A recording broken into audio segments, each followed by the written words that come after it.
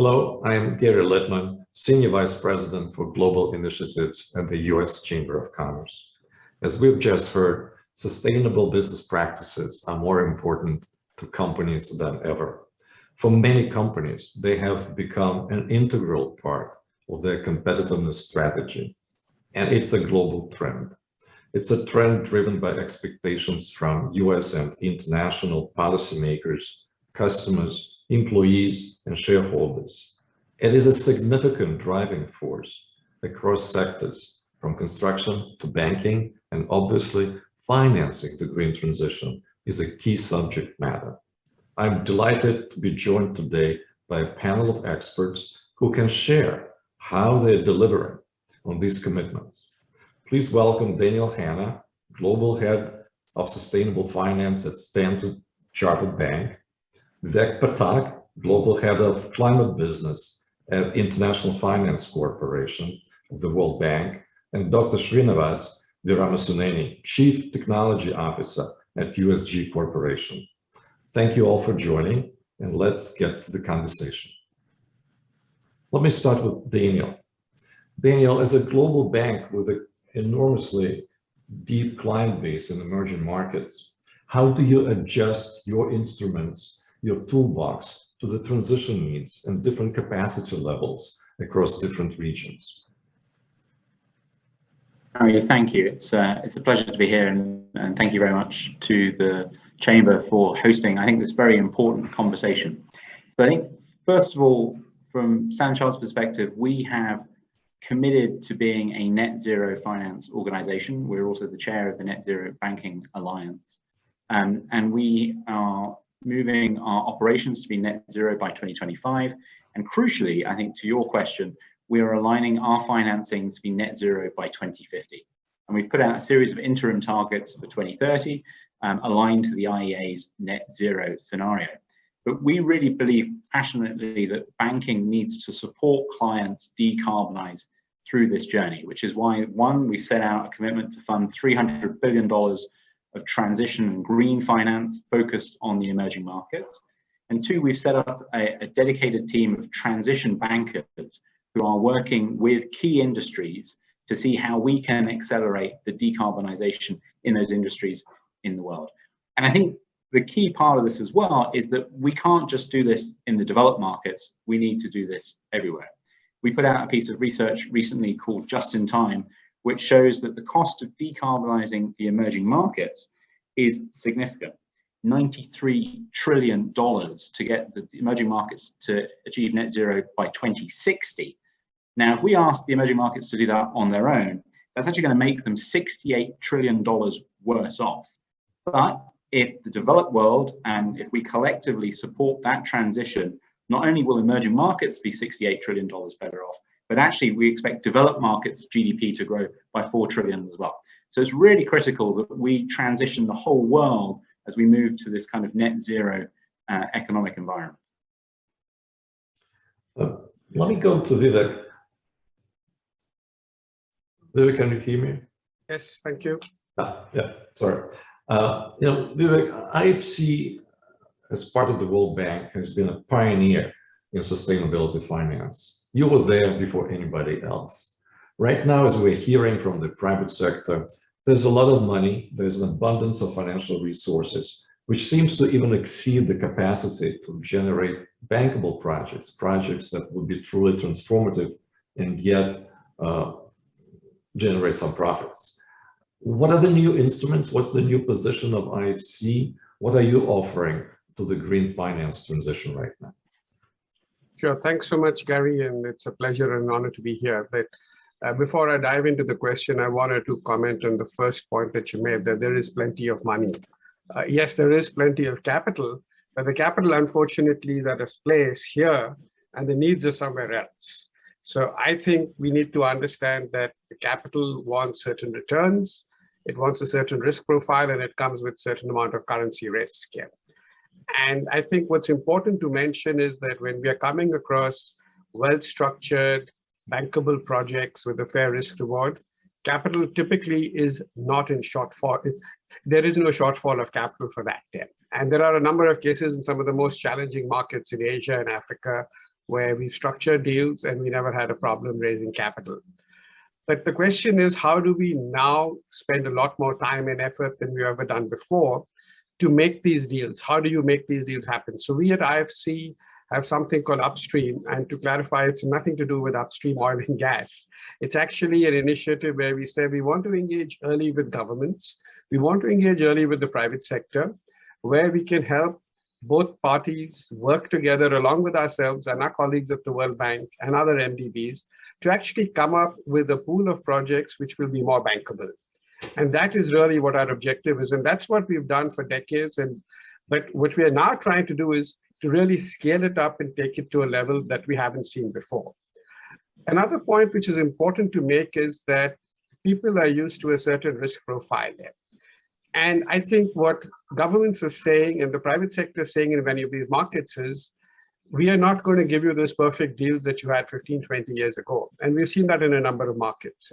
So we also need to recognize that risk profiles are changing, and a lot of the banks have to start changing their risk appetite, at least the perception of risk appetite, to get into some of these emerging markets.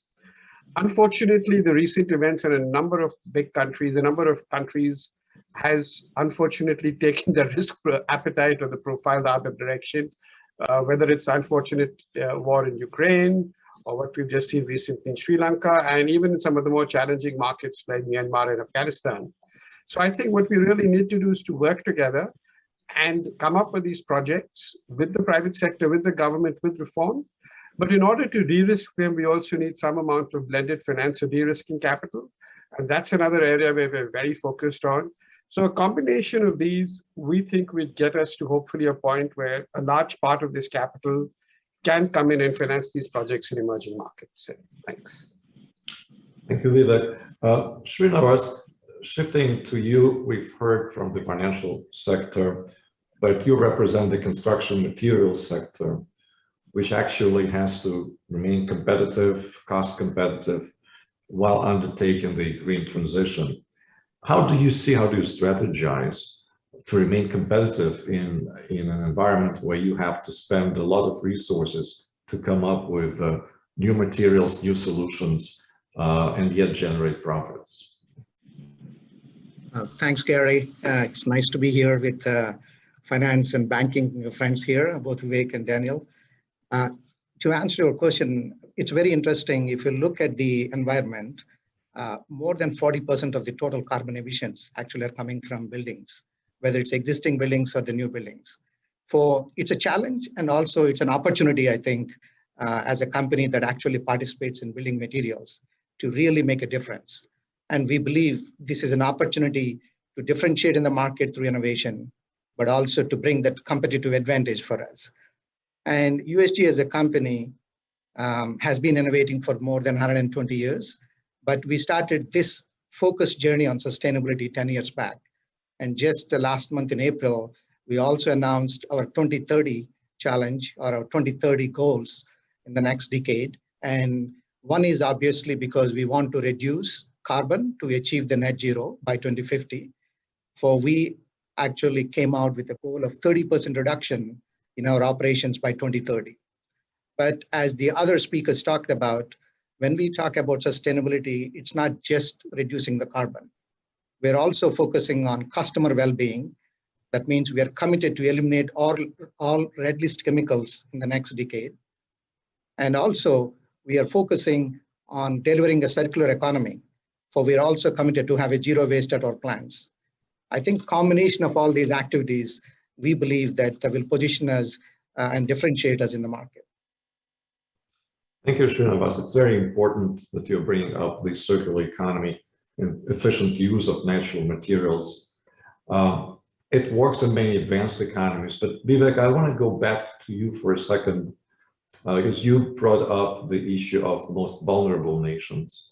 Is there a particular approach that you at IFC and other MDBs are considering to help with climate adaptation for the vulnerable markets, which really are going to be suffering the most in the immediate future? What's the thinking within the MDB community and IFC in particular?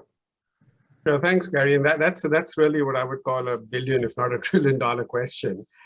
So one of the challenges with adaptation that we're all struggling with is how do we attract private capital to adaptation? And that's something which is not easy to do. So far, adaptation has largely been a play for sovereigns. So the World Bank, our sister institution, does a lot of that. Almost 52% of the climate actually goes into adaptation. So we are looking at different platforms, and we will need a fair amount of de-risking capital to make it happen. So, I'll just give you a very easy example so that people can understand that easier. If tomorrow you need to build a seawall to protect a coastal community in a country, that's not for the private sector to do. That's for the government to do. But if you had a few hotels, or if you had a number of hotels there, that can be done in the form of a PPP because the hotels can pay some sort of fee. So those are the kind of things that we're looking at. Plus, I think one of the biggest challenges today is that there is really no cost at a global level to water and biodiversity. And unless and until we can assign or allocate a cost to that, I think it's going to be much harder to get private capital to come in. So we are looking at a number of platforms today, but it's baby steps, to be honest, and a lot more needs to be done.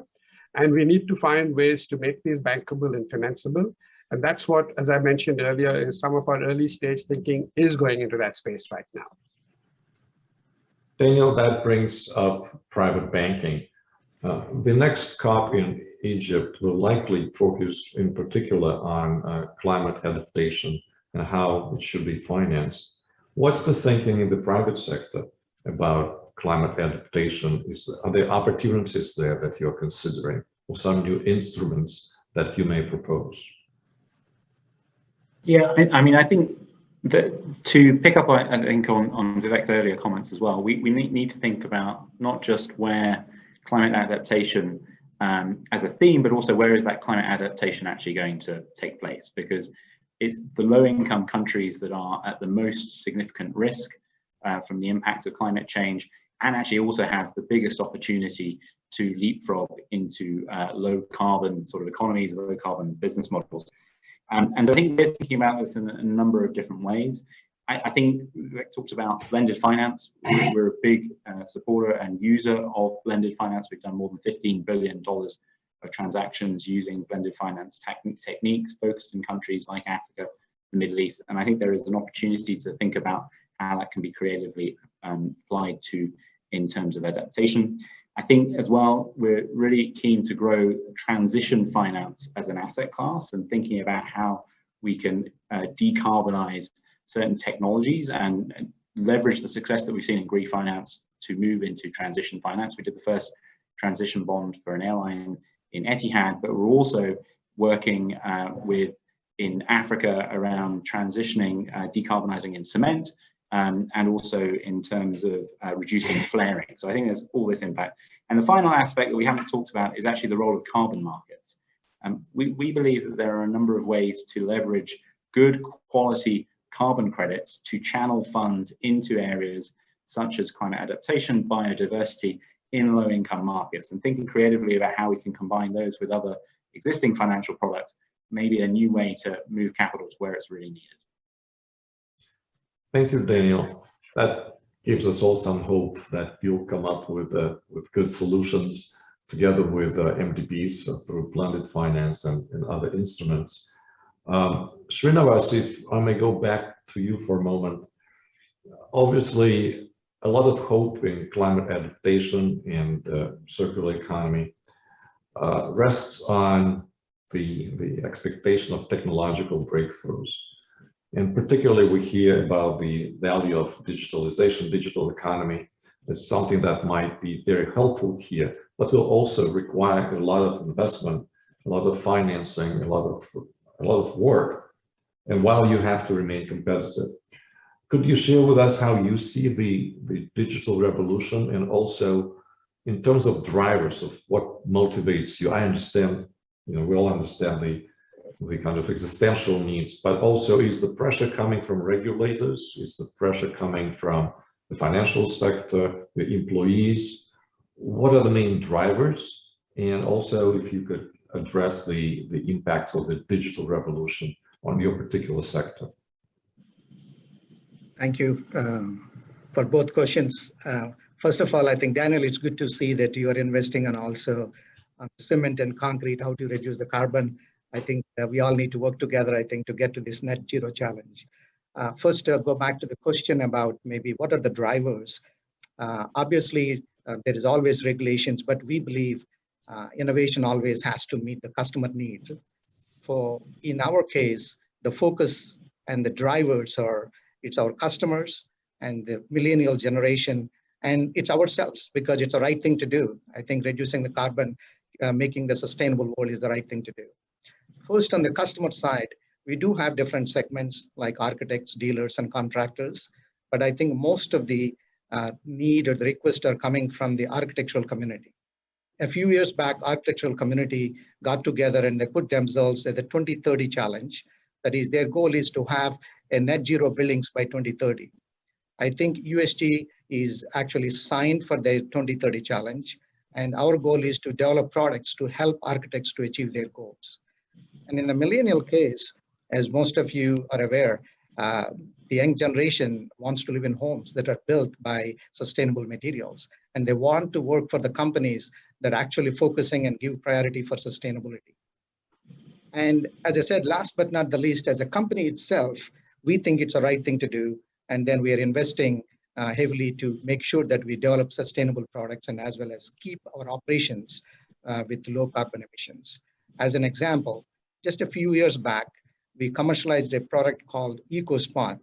It's the lightest and most sustainable products in the world, with a 30% less embodied carbon energy than any other gypsum-based products in the world.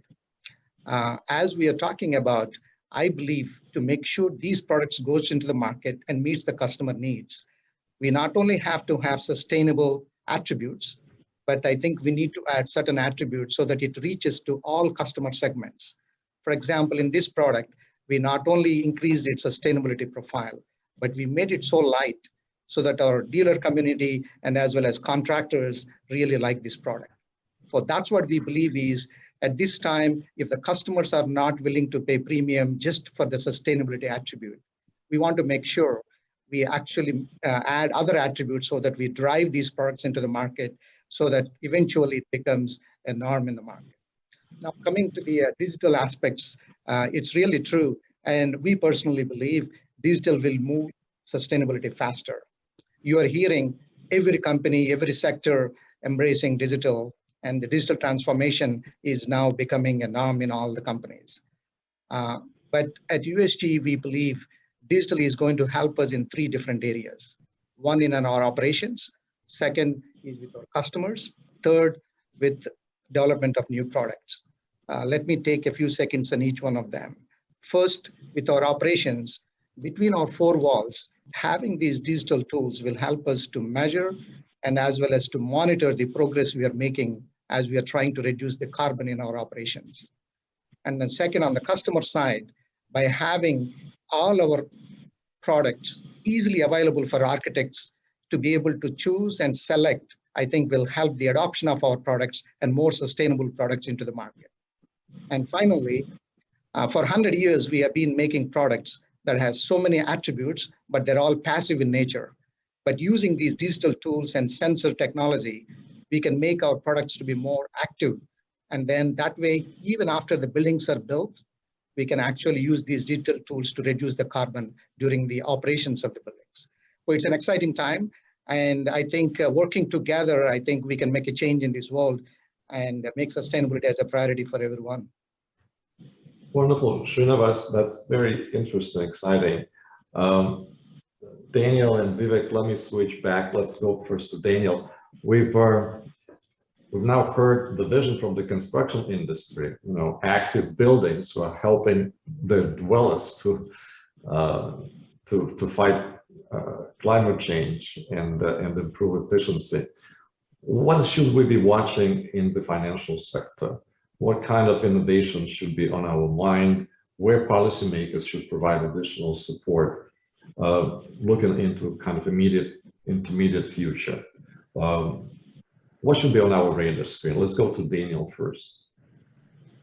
That's a big question, Gary. So I think, look, this is hard stuff. I think we are seeing both industry and finance and the need for them both to be rewired. And effectively, you know, the finance challenge is that we can support our clients in these industries in decarbonisation and really move the real economy in this period. But equally, I think we can only move so far if we can't do it on our own. So this, I think, to pick up on what Vas said, the key thing in all of this is going to be collaboration across finance, across the real economy, across regulators, governments and countries, and really tackling, I think, Vas sort of said, on specific problems. So, you know, we've talked about cement, let's talk about steel. We're one of the founding signatories to the the Climate Aligned Task Force on decarbonising steel. We need to look at some of these hard to abate sectors and really think collectively how we can drive a sort of more net zero pathway across both finance and industry. So it's the collaboration where I would really put the focus. Can I just stay with you for one more second, Daniel? I understand that you can provide financing to steel industry and other industries. What happens if companies are unable to deliver on the benchmarks that, you know, they pledged? You know, technology doesn't always happen the way we want it to happen. Markets change. We see commodity volatility. What happens then? How are you thinking about that? I know it's probably not an easy question. No, not an easy question, and also not a small question. So let me try and be brief to it. But I think in working out our net zero pathway, we have worked with our clients and categorized them against whether they are currently net zero aligned or whether they will become net zero aligned or whether they're not really thinking about transition at all. And that's why we set up an ESG advisory team to work with them to sort of develop their transition strategies. If they're not doing that, why we built a transition finance team to support the new technologies and how the new risk awareness of those technologies in terms of our financing. Ultimately, if a client isn't prepared to do that, and I think isn't going to see that opportunity for them going forward, then we will have to look at whether they can still be a client for this bank. So we will have to take some exits, but we're a big believer in engagement, not divestment. Finance can be part of the solution. But we really want to focus on the clients that will transition over a period of time.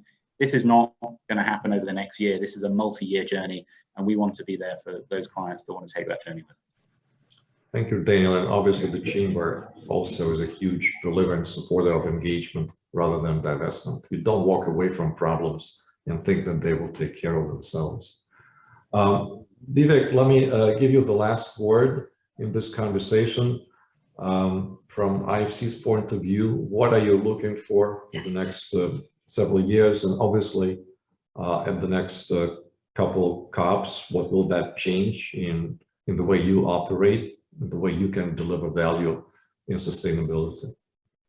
So I think thanks so much, Gary, and I'll touch upon it. It's so good to have somebody from the construction material sector here, because normally we don't have these people. This sector is actually going to be absolutely critical to decarbonize. Steel, cement, if you don't decarbonize them, that's almost 14 to 15% of global GHG emissions. And it's not going to be an easy journey. I think what we all need is, we need patience. And you asked Daniel that question. I've just got a question from a CFO for a large steel company that we're talking to. And he said, I'm willing to do all this, but hey, what if steel prices come down 3 years down the road? I have a limited pool of cash flow. Should I be going and doing what you asked me to do, which we believe in doing? Or should I be keeping my steel mills running and keeping my employees employed and cash flows running? So that's not an easy question. And that's where we need to be clear on what does this really mean? What does transition really mean? So that's one thing that we're going to be very focused on going forward. What is transition finance? What are the risks? And how can we really make it work? And this cannot be a one size fits all. The second area that's going to be critical, and we're going to be focusing on, and I know Daniel's focusing a lot on, is carbon markets. We really need to work with the governments, with other multilaterals, with the UN, to try and get to a stage where carbon markets are functioning, transparent, because without that, I think that 1.5 degrees is going to be relatively harder to achieve. Because again, it's about pricing, it's about costs here. And the last thing is about technology. I am a big believer that some of the big innovations are going to come through technology. Some of these technologies are either not tried and tested or haven't been scaled up. So using them, particularly in the construction material sector, is expensive. How do we drive down these costs with some amount of blended finance, some amount of technological improvements? So it's going to be a combination of all these, and that's really where we are putting a lot of our energy going forward. Thanks. Thank you, Vivek. That's very important. I'm very happy that we were able to bring financial sector and construction sector together, the beginning of collaboration. That's what the Chamber is all about. I would add one more, maybe dimension to what you've said. It's multilateralism. It's very important, I think, for all of us in these tough times to make sure that organizations like yours are able to function. And climate is a global issue, and multilateral organizations are playing a fantastically important role here. So thank you all for your tremendous insights. Next up, we will hear from Peter Huntsman, CEO of the Huntsman Corporation, in a conversation about energy security with the Chamber's own Marty Durbin. Over to you, Marty.